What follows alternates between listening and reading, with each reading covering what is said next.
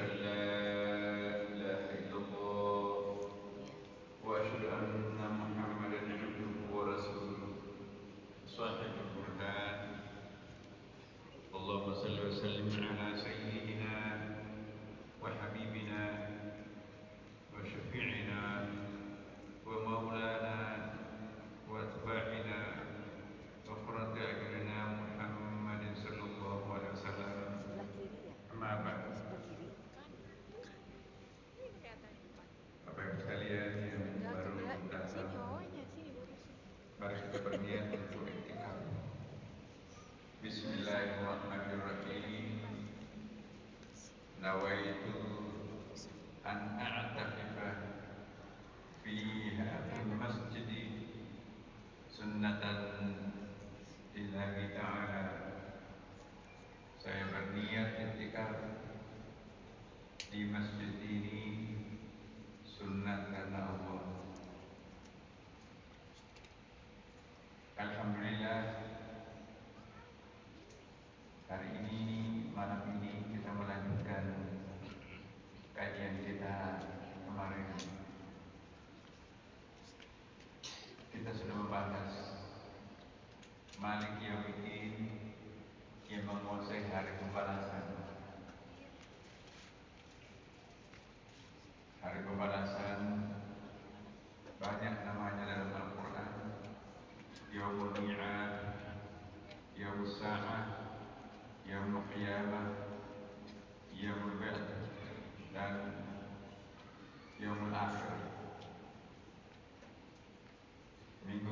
Kemarin malam juga kita bahas pengertian kiamat menurut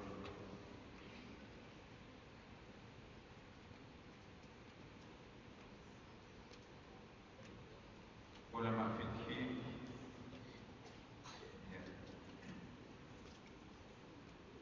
Ulama fikih itu menganggap bahwa kiamat itu manakala bumi ini di blender, pokoknya semuanya sudah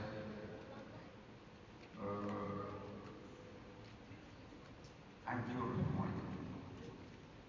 Seolah-olah kita ini gunung, langit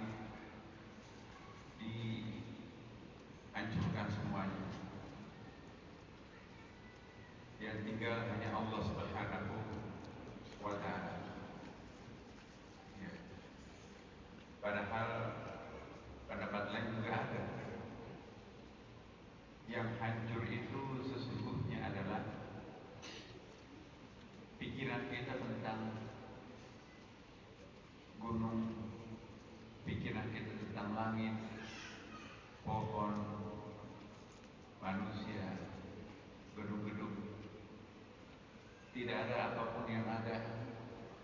Semua yang kita lihat itu berubah, seperti kita melihat wajah Allah. Inilah yang disebutkan dalam Al-Quran, fa'ainama tuwallu fathamma wajhullah. Kemanapun kalian menghadapkan muka, engkau hanya akan menjumpai wajah Tuhan. Jadi siapa yang tampil dalam bentuk pohon, siapa yang tampil dalam bentuk gunung, bulan, bintang, binatang, dan lain-lain, semuanya itu hanyalah wajah Allah Subhanahu wa Ta'ala. Jadi sudah lebur. Inilah disebut dengan fana. Dia hanya melihat hanya satu, semuanya wajah Allah. Dia yang tampil dalam bentuk pohon, bulan, bintang, matahari, benda-benda apapun. Jadi blendernya tidak terletak pada alam itu sendiri yang dihancurkan, tapi pikirannya sudah sampai kepada hanya satu. Itu disebut dengan al-fana. Ya. Inilah yang dilakukan oleh para sufi, al-Khalaj misalnya. Begitu menyatunya dia dengan Tuhan dalam perasaannya, sehingga dia membaca, mengucapkan sesuatu yang aneh. Ketika membaca iyyaka na'budu, hanya Engkau yang kami sembah, apa yang ada di depannya itu tiba-tiba merasa loncat masuk ke dalam dirinya, dan seperti dirinya itu bukan dirinya lagi. Aku sudah bukan aku lagi, aku sudah menjadi dia. Begitu besar pengaruhnya dia, maka aku lenyap, persis lenyapnya air hujan ke dalam laut. Ketika masa air hujan masih tawar, belum asin, masih kita sebut juga namanya lain, yaitu air hujan. Akan tetapi ketika air hujan itu masuk ke dalam lautan, maka aku bukan air hujan lagi. Aku sekarang menjadi lautan. Aku sudah tidak ada lagi.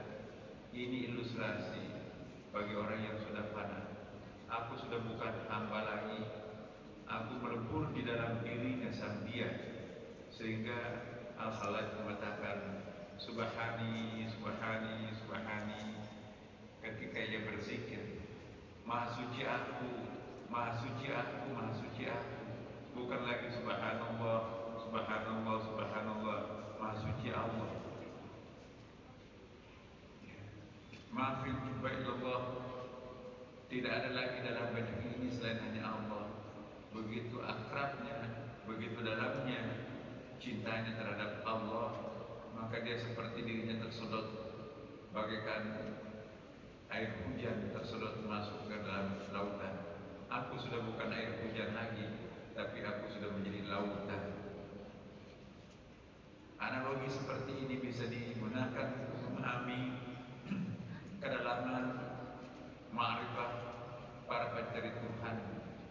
Pada saat itulah al-'abid wal ma'bud wahid, yang menyembah dan yang disembah itu menjadi satu. Pada saat itu al-habib wal mahbub wahid, yang mencinta dan yang dicinta menjadi satu. Pada saat itu benar-benar sudah tidak ada lagi dualitas. Inilah yang disebut di dalam agama lain juga muncul apa yang kita sebut dalam agama Hindu Advedanta. Bukan lagi Vedanta. Vedanta itu masih ada Brahma. Ini menyatu antara alam dengan dia, maka jadilah apa yang disebut dengan impersonal God. Ya. Dalam dunia spiritualitas seringkali kita menemukan ungkapan-ungkapan seperti ini. Dalam agama Yahudi, Kabalah misalnya, dia sudah masuk ke wilayah apa yang disebut dengan Ein Sof, tidak lagi Sefirot. Yang Yin dalam Taoisme sudah menjadi satu lebur, menjadi satu kesatuan dalam Taoisme ini. Nah, jadi wilayah-wilayah spiritualitas di tingkat tinggi, dan orang semuanya bisa mengakses puncak-puncak ma'rifatnya masing-masing, maka itu ada persamaan-persamaan. Ketika orang sudah sampai kepada cinta yang sangat puncak, maka tenggelamlah cintanya terhadap tunggal hanya kepada Allah Subhanahu wa taala. Dia tetap mencintai materi, dia tetap mencintai dunia, dia mencintai keluarga, tapi itu hanya sebatas adalah cinta yang sekunder. Cinta primernya sudah tersedot kepada diri Allah Subhanahu wa taala. Orang yang sudah sampai kepada puncak cinta mahabbah seperti ini sudah selamat tinggal kesengsaraan hidup, selamat tinggal penderitaan, selamat tinggal kekecewaan, selamat tinggal rasa sakit, tapi juga selamat tinggal kebahagiaan semu, selamat tinggal kedamaian semu. Aku sudah merasakan puncak-puncak kedamaian, puncak-puncak kebahagiaan, puncak-puncak keindahan. Itulah puncak pencarian seorang hamba, sehingga dia tidak sadar, ya, aku sudah tidak mencari surga, aku tidak lagi tergila-gila dengan Lailatul Qadar,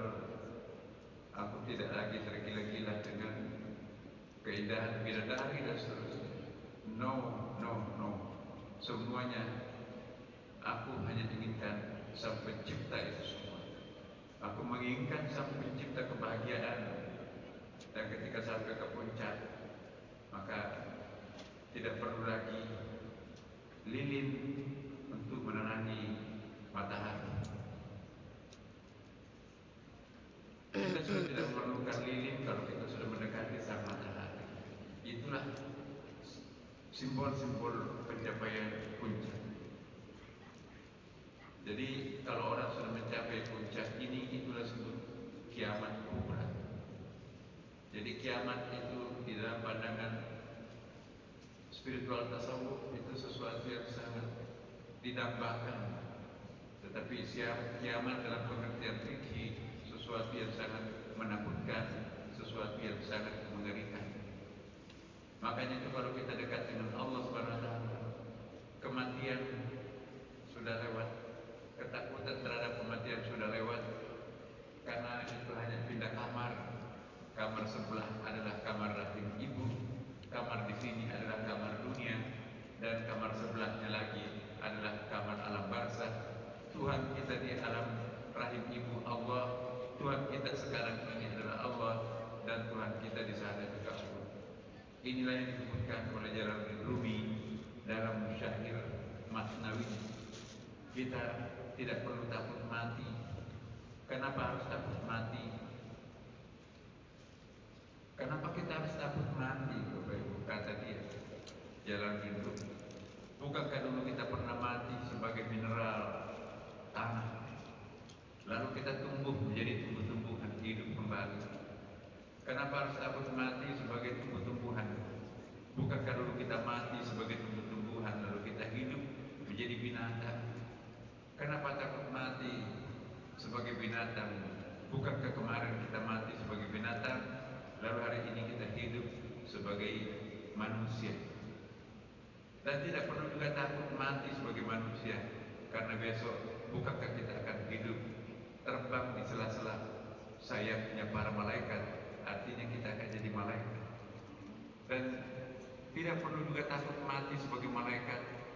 Bukankah nanti juga kita akan mati sebagai malaikat, lalu akan hidup bersama yang maha hidup, Allah Subhanahu wa Ta'ala.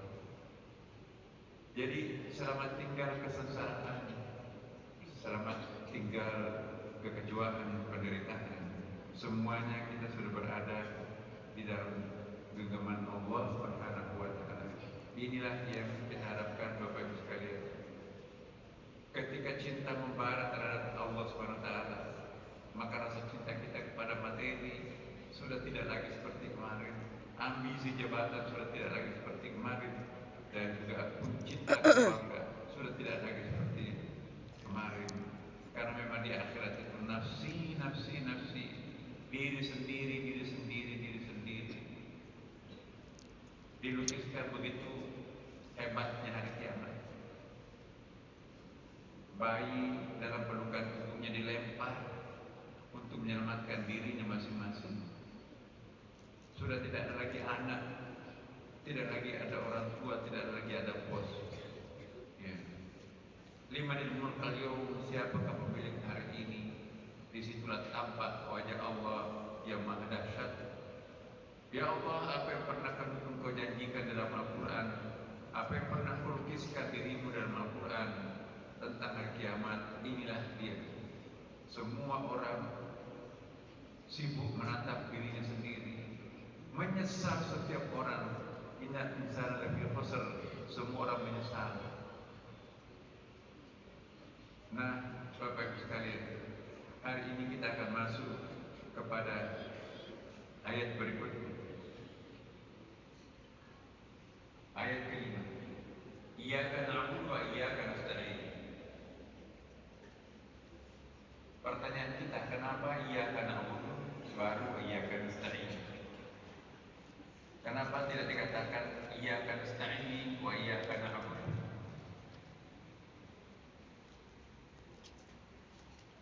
Kenapa juga tidak dikatakan na'buduka atau na'budu iyyaka, tapi iyyaka dulu baru na'budu?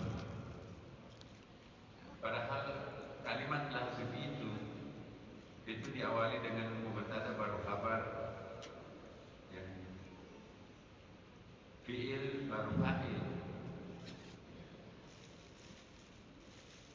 Nah ini lain, objek dulu baru kata kerja.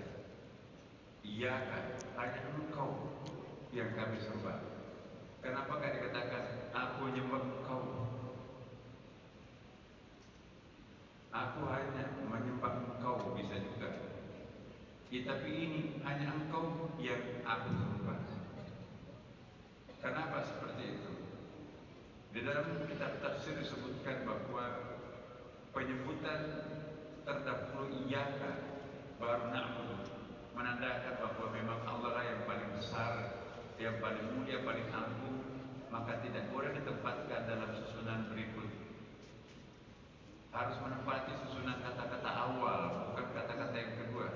Makanya itu ini disebut dalam bahasa Arab maf'ul muqaddam. Ya, didahulukan objeknya baru subjeknya. Karena Allah yang paling mulia. Maka itu rasa kehambaan kita terasa kalau kita membaca iyaka na'budu daripada na'budu iyaka. Hanya engkaulah. Aku gak ada artinya apa-apa. Itu artinya iyaka na'budu. Tapi kalau ana a'buduka atau na'buduka atau na'budu iyaka, si subjek itu aku dan Allah itu objek, menjadi nomor dua objek. Kalau benda-benda lain yang bukan Allah menjadi objek, boleh dikebelakangkan. Tetapi kalau Allah yang menjadi objeknya, maka harus didepankan penyebutannya. Jadilah iyaka, hanya engkau yang kami sembah, bukan aku menyembah hanya engkau. Kenapa na'budu baru nasta'in? Dari kata abdul, Bapak Ibu sekalian, hanya engkau lah yang kami sembah. You alone we worship, and you alone we turn for help. Jadi hanya engkau lah yang kami sembah. Bapak Ibu sekalian, na'budu dari akar kata abada. Abada itu artinya menyembah. Dalam Al-Quran, dari kata jadian abada ini bisa membentuk beberapa kata. Misalnya abidun, penyembah. Abidun, penyembah. Kemudian yang disebut penyembah di situ apa? Itu menyembah berhala. Maka itu disebutkan dalam Al-Quran surah Al-Kafirun, wala ana abidun. Apa artinya? Dan kami tidak bisa menjadi penyembah ma'abatun seperti apa yang engkau sembah. Jadi qul ya ayyuhal kafirun dalam ayat ini Bapak Ibu, yang dimaksud orang kafir dalam ayat ini bukan Nasrani, bukan Yahudi. Yang dimaksud kafir dalam ayat qul ya ayyuhal kafirun ialah para penyembah berhala. Karena redaksi yang digunakan Al-Quran qul ya ayyuhal kafirun la a'budu ma ta'budun, baru wala ana abidun ma abattum, kami tidak akan menjadi penyembah, yaitu kami tidak akan menjadi penyembah berhala seperti yang Anda lakukan. Abidun, penyembah, tapi yang disembah adalah berhala. Lalu ada kata abidun setimbang fa'ilun, menyembah Allah tapi masih menyembah juga berhala, menyembah patung-patung, menyembah kepercayaan nenek moyang, jadi musyrik. Jadi kalau abidun itu negatif connotation juga. Jadi perhatikan, kalau abdun hanya menyembah Allah, maka itu disebutkan dalam Al-Quran subhanalladzi asra bi'abdihi, maha suci Allah yang memperjalankan hambanya. Hamba yang selalu menyembahnya Allah itu abdun. Tidak dikatakan subhanalladzi asra bi'abidihi atau bi'abdihi, tapi bi'abdihi. Jadi abdun, hamba yang menyembah Allah semata. Kalau abidun, hamba yang menyembah Allah tapi menyembah musyrik, berhala juga disembah. Kalau abidun memang hanya menyembah berhala, tidak mengenal Tuhan Allah. Masih ada satu lagi, ibadun. Ya, ibadun ini adalah orang-orang yang sudah sampai ke puncak penyembahan kepada Allah.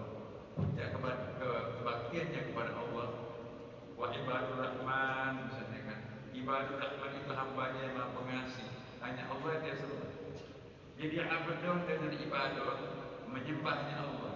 Tapi kalau abidun penyembah berhala, abidun penyembah berhala tapi menyembah kepercayaan nenek moyang. Ia adalah hanya engkau yang kami sembah. Dari kata abdun itu sebetulnya mengisyaratkan adanya sebuah pendakian. Kalau kita menyembah kepada Allah, kita di tempat yang rendah, meluncur naik ke atas, itu namanya mi'raj, itu namanya terapi. Jadi kalau kita menyembah, kita naik ke puncak. Untuk apa kita naik ke puncak, Bapak sekalian? Yaitu untuk mencari penyelamatan diri. Konsep penyelamatan diri seorang Muslim ialah kita naik dari bawah ke atas. Bumi ini adalah samsara, kata agama Buddha. Manusia itu sengsara.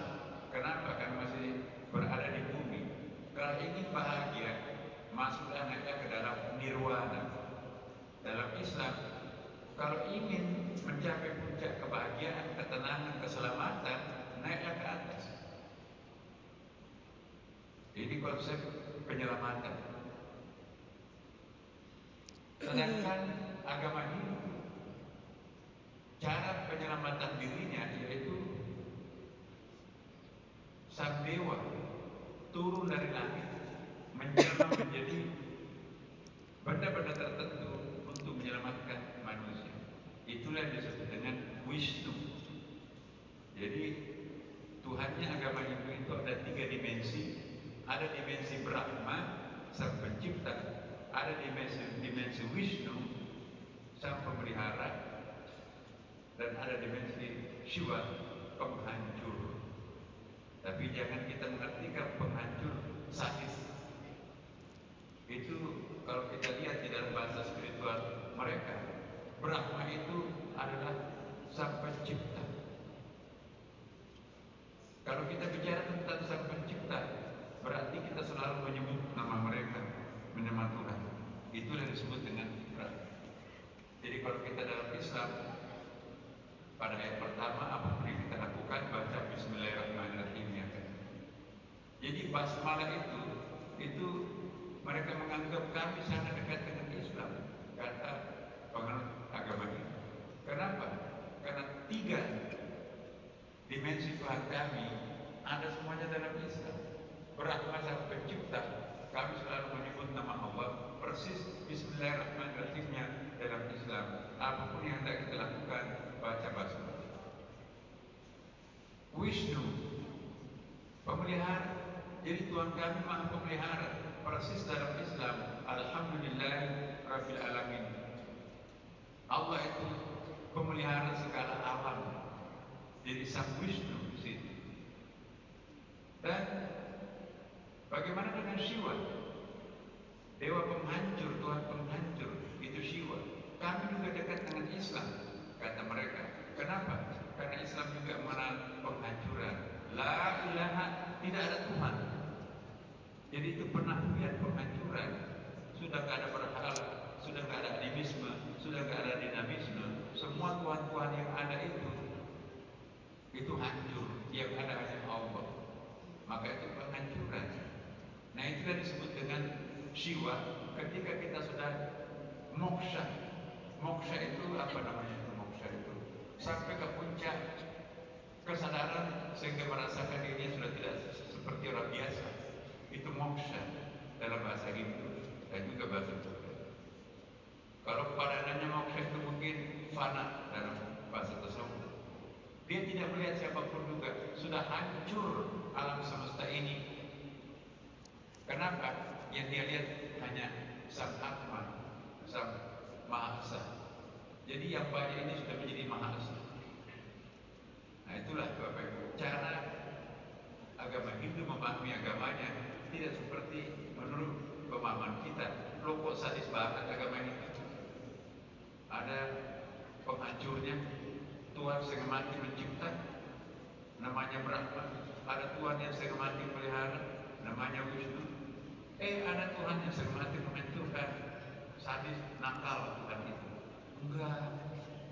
Jadi Brahma itu dihubungkan dengan Bismillahirrahmanirrahim, Wisnu dihubungkan dengan Alhamdulillahirrahmanirrahim, Shiva itu penghancur itu dihubungkan dengan La ilaha, tidak ada Tuhan itu hancurkan, illallah, kecuali hanya Allah. Nah, dalam Kristen Bapak Ibu sekalian, cara penyelamatan diri itu, ya sebelum ke Kristen, dalam agama Hindu, konsep penyelamatan dirinya itu ialah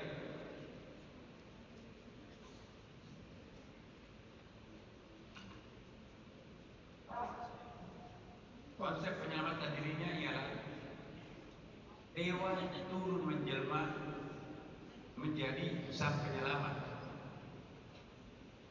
Itulah yang disebut dengan avatar. Bapak Ibu pernah melihat film Avatar? Apa yang dimaksud avatar? Avatar itu ada 9 jenis. Satu di antara avatar itu ialah ikan atau binatang menjelma menjadi sang penyelamat. Kalau kita lihat di dalam kitab-kitab Hindu, ini Pak, bukan berarti saya mengajarkan Hindu di sini, Bapak. Perbandingan agama kita ini, membandingkan.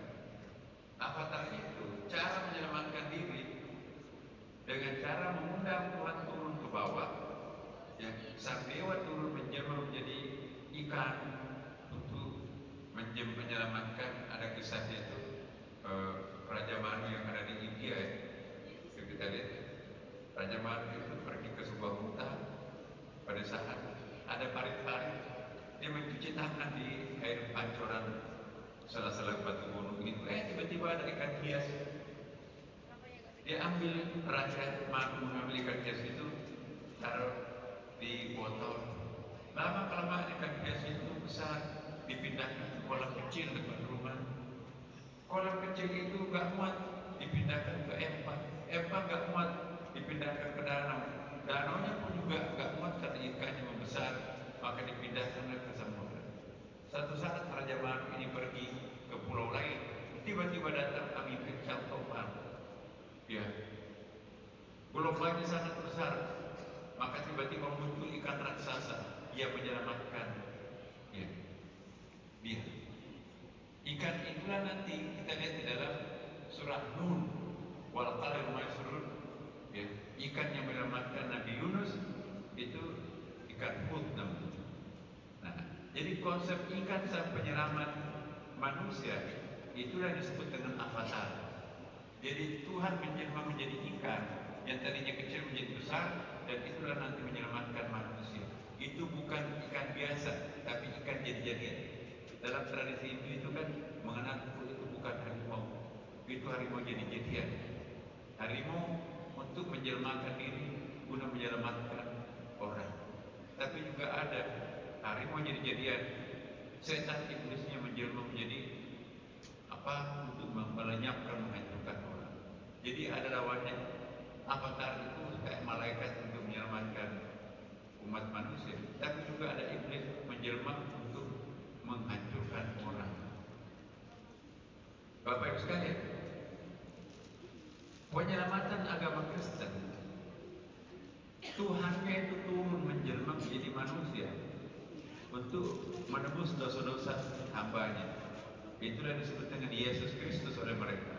Jadi Yesus itu turun dari langit atau melalui perutnya Bunda Maria menurut mereka, dan inilah nanti yang menebus dosa-dosa anak manusia. Jadi sang penyelamat, Tuhannya menjelma menjadi manusia, yaitu Yesus, untuk menebus seluruh dosa-dosa manusia demi untuk penyelamatan manusia. Jadi Hindu, Kristen, Tuhannya turun ke bumi untuk menyelamatkan manusia. Tapi ia karena kalau ingin selamat, naiklah ke atas. Siapapun yang mau naik ke atas, itulah yang akan selamat. Jadi ta'abud itu perjalanan spiritual manusia dari bawah ke atas. Mi'raj, maka seolah di atas itu surga. Di sini adalah bumi penderitaan, di sana adalah langit kebahagiaan. Tidak perlu Tuhan turun ke bawah untuk menyelamatkan manusia. Kalau ingin selamat manusianya naik ke atas, bulan suci Ramadan datanglah itikaf di masjid. Terutama kita di sini adalah masjid Istiqlal. Nah, insya Allah disebutkan as-salatu mi'rajul mu'minin. Salat itu mi'rajnya orang beriman. Sebentar lagi kita akan salat sunat tasbih. Salat sunat tasbih itu sangat-sangat penting Bapak Ibu sekalian. Jangan diragukan dalilnya. Gak mungkin salat sunat tasbih tanpa dalil, dan itu dilakukan seluruh umat Islam di dunia.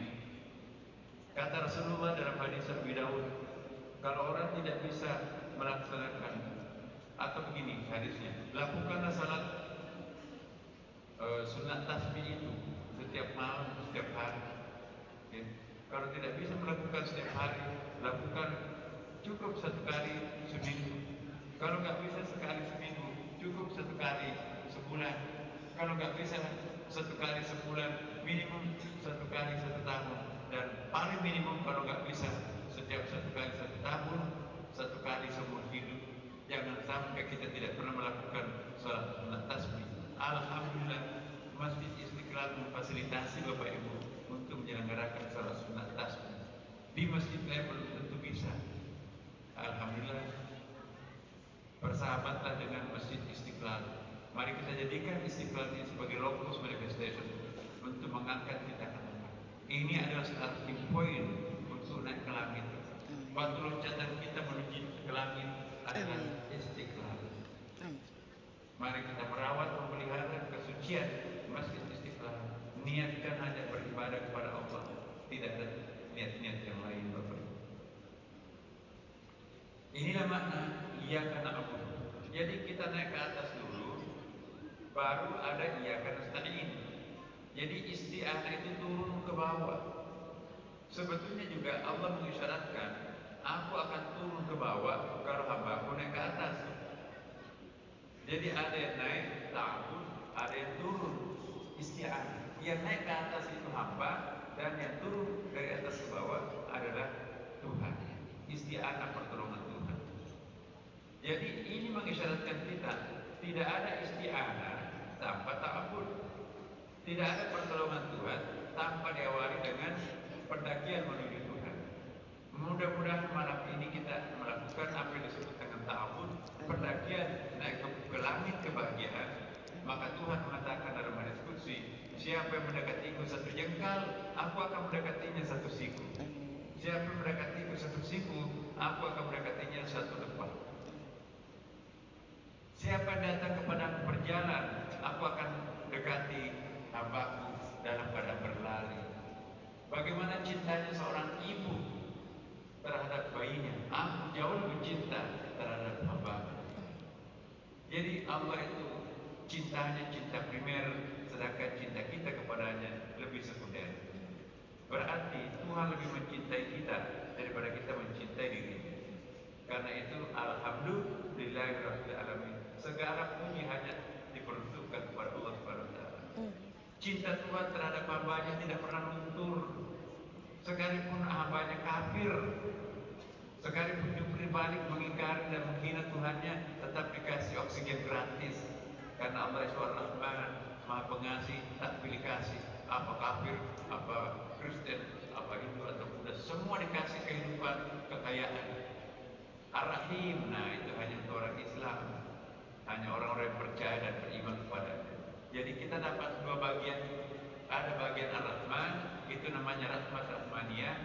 Ada bagian Ar-Rahim, itu disebut dengan rahmat rahimiyah. Nah, kita datang di Masjid Istiqlal ini dapat dua poin, yaitu rahmat rahmaniyah dan rahmat rahimiyah. Caranya seperti apa kalau kita ingin mendapatkan anugerah dari Allah? Yaitu lakukan ta'abud. Tidak ada ta'abud tanpa, saya ulangi, tidak ada isti'anah tanpa ta'abud.